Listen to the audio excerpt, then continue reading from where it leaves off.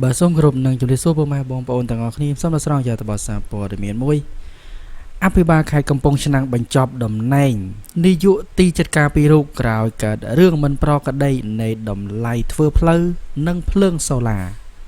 បាទចុះពុកម៉ែបងប្អូនប្រហែលជាបានជ្រាបច្បាស់ហើយនៅព័ត៌មានដែលកំពុងតែល្បីល្បាញពេញបណ្ដាញសង្គមបាទតាក់ទងជាមួយនឹងបង្គោលសូឡាមួយដើម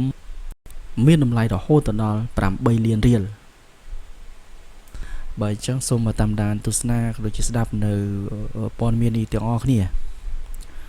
លោកស្រុនសវណ្ណធីអភិបាលខេត្តកំពង់ឆ្នាំងបានប្រកាសបញ្ចប់តំណែងនាយចាត់ការសាលាខេត្តកំពង់ឆ្នាំងពីរូបក្រោយកើតរឿងមិនប្រក្រតីនៃការធ្វើផ្លូវនិងភ្លើងសូឡានាយកចាត់ការទាំងពីររូបដែលបញ្ចប់តំណែងនោះរួមមានទី1លោកហងពិសីបញ្ចប់តំណែងពីនាយកទីចាត់ការផែនការនិងវិនិយោគសាលាខេត្តមកជាមន្ត្រីការិយាល័យគ្រប់គ្រងបុគ្គលិកនៃទីចាត់ការគ្រប់គ្រងធនធានមនុស្សសាលាខេត្តកំពង់ឆ្នាំង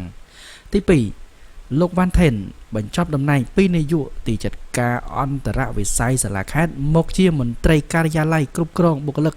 នៃទីចាត់ការគ្រប់គ្រងធនធានមនុស្សសាលាខេត្តកំពង់ឆ្នាំងជាមួយគ្នានេះអគ្គនាយកដ្ឋានក្រសួងមហាផ្ទៃនិងបន្តស្វែងរកឫសគល់នៃបញ្ហានិងអ្នកដែលពាក់ព័ន្ធមកអនុវត្តច្បាប់សូមបញ្ជាក់ថាវិធានការខាងលើនេះមានបន្ទាប់អំពីអគ្គនាយករដ្ឋបាល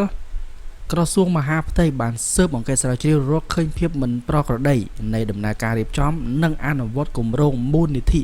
រដ្ឋឃុំចំនួន5នៃខេត្តកំពង់ឆ្នាំងរួមទាំងរដ្ឋបាលឃុំទឹកហូតស្រុករលាផ្អៀខេត្តកំពង់ឆ្នាំងផងដែរបើចង់សូមបញ្ចប់នៅតំបន់នេះតែតំណែងសិនបងប្អូនដែលមិនទាន់បានចុច Subscribe បាទសូមចុច Subscribe ដើម្បីទទួលបាននៅតំបន់ផ្សេងៗទៀតបាទសូមអរគុណនិងសូមគោរពលា